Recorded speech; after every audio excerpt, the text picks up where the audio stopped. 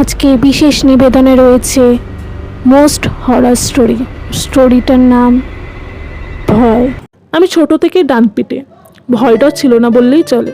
গ্রামের সবার মুখে ভূত প্রেত আর কত কি গল্প পাখা মেলতো। কবরস্থান যাবে না, রাত বিরেতে শ্মশানে মারাবে না, আমি এসব বিলিভই করতাম না। তাদের কথা হেসেই উড়িয়ে দিতাম। শ্মশানের পাশে ইটের পাজার ওপর বসে ফোন ঘাঁটতাম। বুঝতেই পারছেন এইসব বিষয়টা পাত্তাই দিতাম না আমি। সময়টা ছিল দেশ স্বাধীন হওয়ার আগে। চারিদিকে অভাব আর অভাব, মানুষ না খেতে পেয়ে মারা যাচ্ছে, চারিদিকে হাহাকার। মোটামুটি সম্পূর্ণ পরিবারই ছিল আমাদের।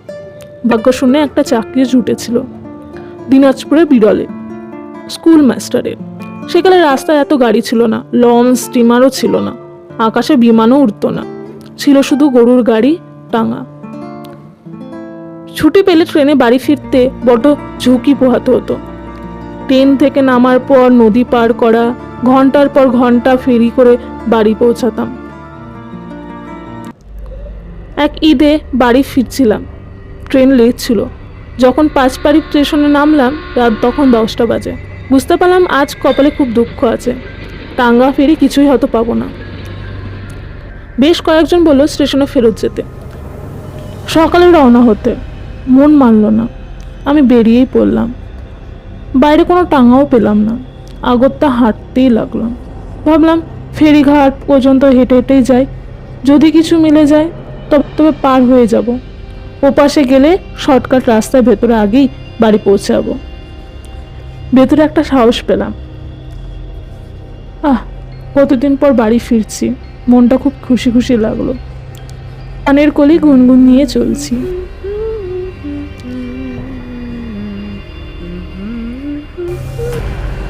ফেরিঘাট শূন্য, মেজাজটা পুরো খিচলে গেল। চারিদিকে শুনশান, একটাও মানুষ নেই, কোনো ডিঙ্গি নৌকো কিচ্ছুই নেই। ম্যানমেরে একটা জ্যোৎস্না, ঘোলাটে একটা চাঁদ আকাশে।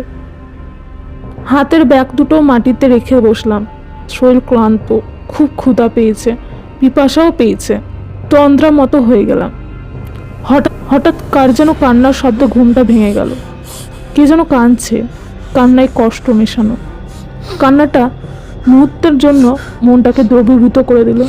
আমি আশেপাশেটা খুঁজলাম, কাউকে দেখতে পাচ্ছি না। দূরে একটা কালো অবয়ব দেখা যাচ্ছে না?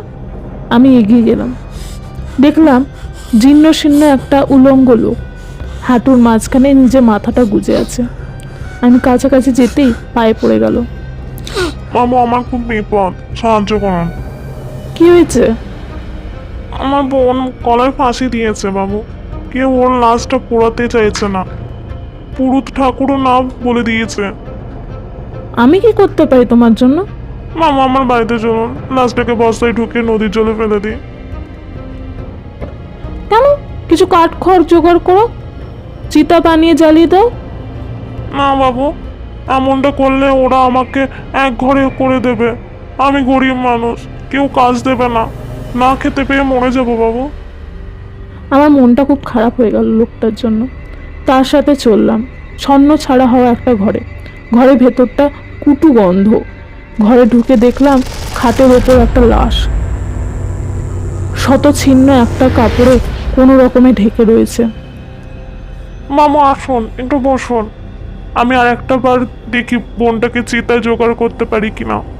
পুরো ঠাকুরের পায়ে যদি পড়ে তাকে রাজি করাতে পারি। লোকটা চলে যেতেই বেশ ভয় লাগতে লাগলো।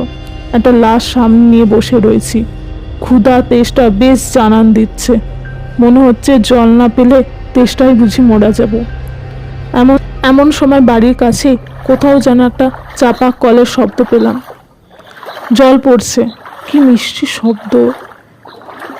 জলের শব্দে তেষ্টা আরো বেড়ে গেল। দরজা ভেজিয়ে এগিয়ে গেলাম। একটা মেয়ে কলতলায়। অস্পষ্ট আলোয় যতটুকু বোঝা গেল লোকটার সাথে চোখে মুখে বেশ মিল রয়েছে। হবে হয়তো কোনো আত্মীয় স্বজন। ঘরে পাওয়া অদ্ভুত গন্ধটা এখনো পাওয়া যাচ্ছে। আমি কিছু বলার আগেই বলল, বাবা, আপনি কোনো জল চান বুঝি? আমি মাথা নাড়লাম, জল খেয়ে ধাতস্থ হলাম। এ বাড়িতে এসেছেন বুঝি? হ্যাঁ। এবারে মেয়ে গলায় দড়ি দিয়েছে, খুব কষ্ট হচ্ছে। নিচু জাত বলে বিয়ে হচ্ছিল না। আইবুড়ো মেয়েটাকে নিয়ে তার দাদার কত কষ্ট। আজ ভোরে কাঠ কুড়োতে গেছিল, কটা ছেলে মিলে তার জীবন নষ্ট করে দিল। পুলিশ কেসও হলো না, মেয়েটা শেষমেশ গলায় ফাঁসিয়ে দিয়ে দিল। আমার কিছু বলার ছিল না। আমি উঠে এসে ঘরে ঢুকলাম। কাপড়ে ঢাকা লাশটার দিকে তাকিয়ে কিছুক্ষণ ছিলাম। একটু পরে ওর দাদা ঢুকলো ঘরে, কাঁদতে কাঁদতে বলল, আমো পারলাম না বাবু, চলুন ওর লাশটা জলে ফেলে দিই। আমার নৌকো আছে, আপনি বুঝি ওপরে যাবেন, আমি আপনাকে পার করে দেবো। আমি লাশের পায়ের দিকটা ধরলাম। লাশটা এত ভারী হয় তা জানা ছিল না। নৌকোর ওপরে রেখে আমি হাঁপাতে লাগলাম। লোকটা ফুপিয়ে যাচ্ছে। লোকটাকে দেখে কিছুক্ষণ অবাক হলাম। ফেরিঘাটে বসে থাকা কোনো নৌকো তো চোখে পড়েনি। এখন এটা কোথা থেকে এলো কে জানে। বস্তার মুখটা ভালো করে বাঁধলো সে, চোখ মুখ মুছতে মুছতে। নৌকোয় উঠে বসলাম লম্বা দুটো আটপোড়া চালাকার দিয়ে। নৌকো বাইতে সে এলো। হঠাৎ করে আমার দিকে ফিরে লোকটা বলল, বাবু এখন সে আমাকে যেতে হয়? আমি অবাক। কি বলছে? মাঝ নদীতে কোথায় যাবে? আমি যে গল্প বলতে এসেছিলাম, কিসের গল্প? আপনি কলপানে যে মেয়েটাকে দেখলেন, সে আমারই বোন। ওর গলার ফাঁসি দিয়েছিল। আমি সমাজের পরোয়া না করে কাঠখড় জোগাড় করে চিতা জ্বালিয়েছিলাম, তাতে আগুন দিলাম। পুরোহিত ঠাকুর লোকজন নিয়ে এসে আগুন নিভিয়ে দিল।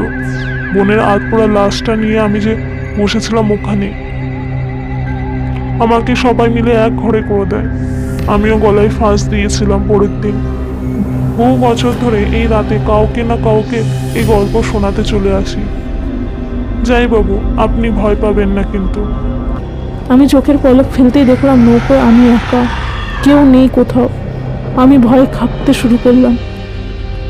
ছেলে মেয়ের কণ্ঠের চুপল কান্না আশেপাশে ভাসছে। কান্নার শব্দের জলের নিচ থেকে আসছে। কান্নায় খুব কষ্ট মেশানো। কান্নার শব্দ আস্তে আস্তে হাসিতে পরিণত হলো।